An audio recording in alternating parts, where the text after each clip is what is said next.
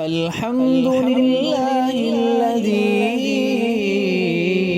أنزل على عبده الكتاب ولم يجعل له عوجا قيما لينذر بأسا شديدا من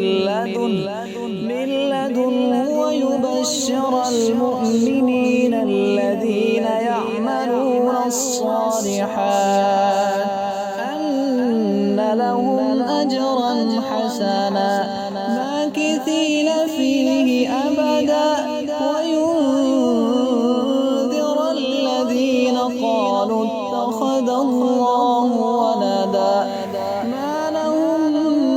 به من علم ولا لآبائهم كبرت كلمة تخرج من أفواههم إن